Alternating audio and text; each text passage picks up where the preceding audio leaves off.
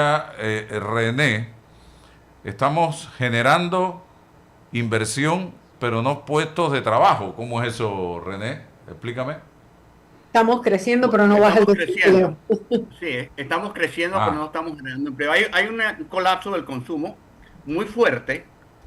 eh, Confieso que eh, me sorprendió ver la cifra, porque claro, lo respiramos, no es chen, pero una cosa es la percepción y otra cosa es que eso se manifiesta en una caída del 11% en las recaudaciones y TBMS, ¿ok?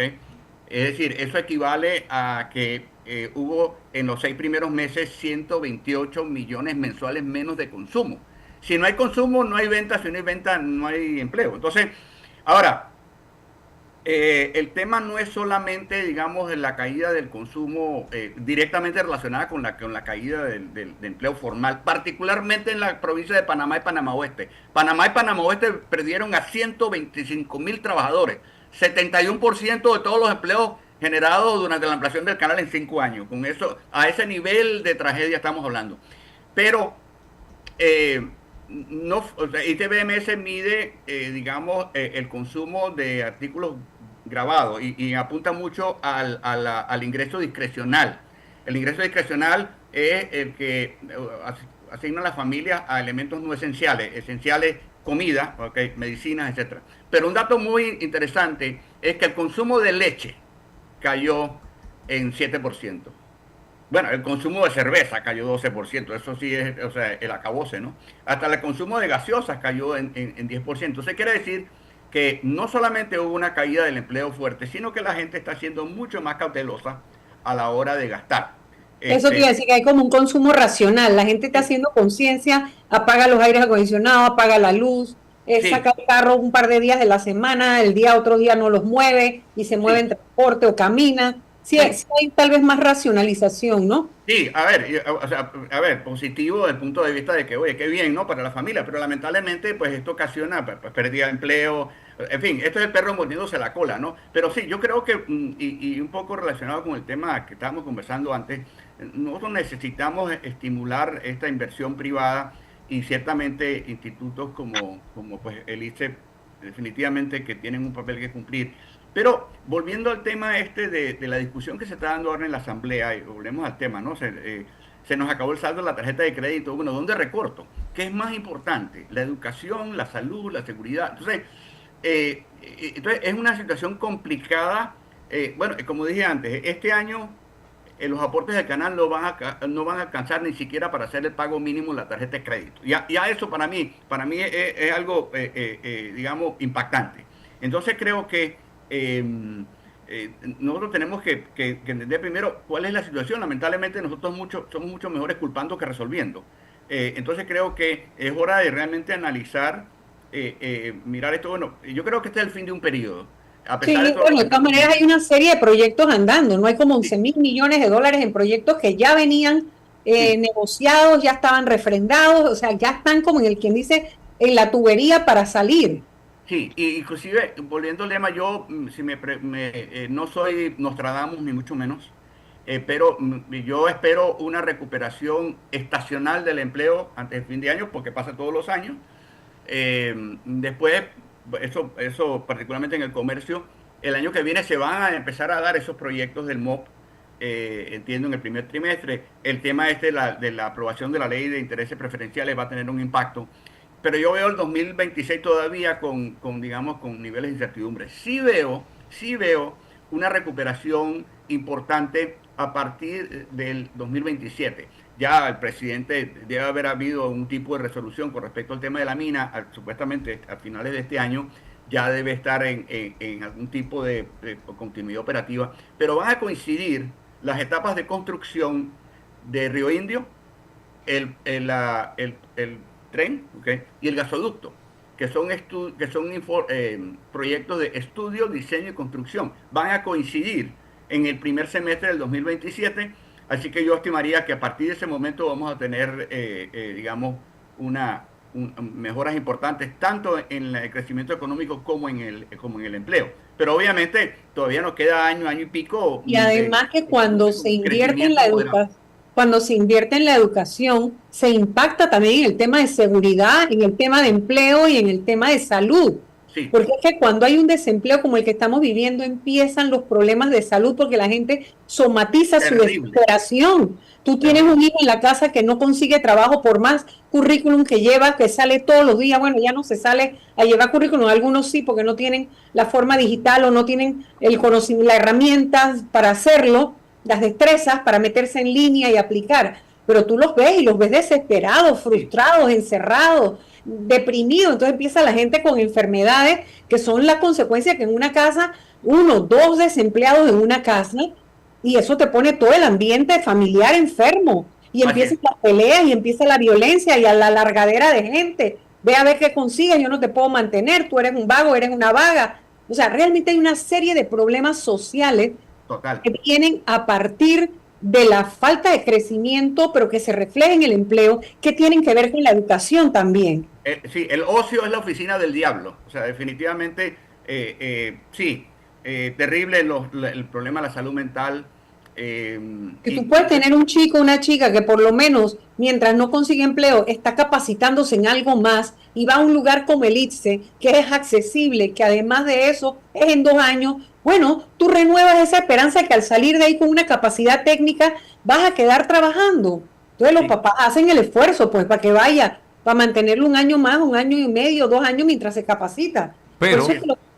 tenemos algo, una tarea pendiente, y es de una u otra forma disminuir los altos niveles de corrupción que hay en este país. Si nosotros no nos proponemos atacar la corrupción desde los diferentes ángulos, es por gusto. Vamos a escuchar un análisis que hace la colega Gladys Rodríguez. Ella es periodista, es peruana, y que habla de la corrupción, una parte del karma, así llama esta reflexión. Vamos a verla. Voy con mi así lo veo esta semana, que lo titulo Corrupción, una parte del karma. A veces me detengo a pensar cuánto podríamos haber avanzado como sociedad si no nos hubieran robado tanto. Y no hablo solo de dinero, hablo de lo que nos arrebatan cuando se pierde la ética. Por ejemplo, la dignidad, el sentido de justicia, la confianza en un país posible. La corrupción no es solo ese empresario con maletines de dinero, ni el funcionario que firma contratos inflados, asigna proyectos a cambio de comisiones o roba descaradamente con obras que ni siquiera se inician o no se concluyen o no representan el dinero usado, ¿cierto? La corrupción, cuando se hace cultura, se cuela en lo cotidiano y ni siquiera muchas veces nos damos cuenta. Está en el padre que le dice, por ejemplo, a su hijo: búscate una buena palanca, eso es lo que te va a abrir las puertas, como si el mérito no importara.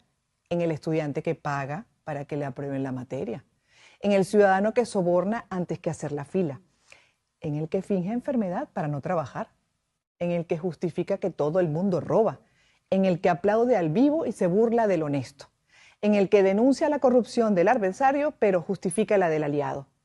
Está en la doble moral, en esa forma de convivir con el daño mientras nos quejamos del resultado, en esa cultura del mejor no te metas, del así ha sido siempre. Ahí también está la raíz de esta herida que no deja sanar y avanzar. También hay otro rostro, el de quienes sí tuvieron oportunidades, crecieron con comodidades, estudiaron dentro o fuera del país, jóvenes con futuro, con medios, con una vida favorable, y que eligieron la vía de la corrupción como modelo de éxito. Usaron su educación no para servir, sino para saquear con más sofisticación. Y hoy viven en urbanizaciones exclusivas, con lujos obscenos, mientras un país entero lucha por sobrevivir. ¿Qué aprendieron ellos? ¿Qué les enseñó su entorno? ¿Dónde estuvo la falla? Esa forma de corrupción no nace del hambre, nace de la codicia, del desprecio por los demás, de un sistema que les aplaudió la viveza y les celebró la cercanía con el poder. No se puede construir un país donde el éxito no separe el esfuerzo honesto de lo mal habido. Uno de los grandes engaños ha sido hacernos creer que la pobreza es culpa de los factores externos. Y sí, hay muchos que influyen, pero la pobreza estructural, la que se hereda, la que atrapa, nace sobre todo de gestiones ineficientes y profundamente corruptas. Cuando se roban los recursos de todos, no hay Estado que aguante. Cuando el poder se convierte en botín, lo que sigue es el colapso, ¿cierto? Y cuando se destruye la meritocracia, lo que crece es la miseria. Como dicen, el poder no corrompe, sino que revela quiénes somos en realidad. Y el problema no es solo que haya corruptos, sino que tantas veces los dejamos estar. Y sí, muchas veces los dejamos estar, porque nos resignamos, porque preferimos callar, porque algunos creen que el fin justifica los medios y otros, por intereses, eligen no ver. Así se ha construido parte de nuestra historia, con silencios, con permisividad, con pequeñas complicidades que terminaron normalizando lo inaceptable.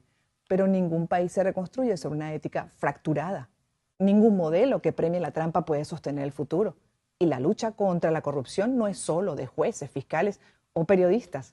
Es también de ciudadanos comunes que debemos hacer lo correcto, incluso cuando nadie nos mira.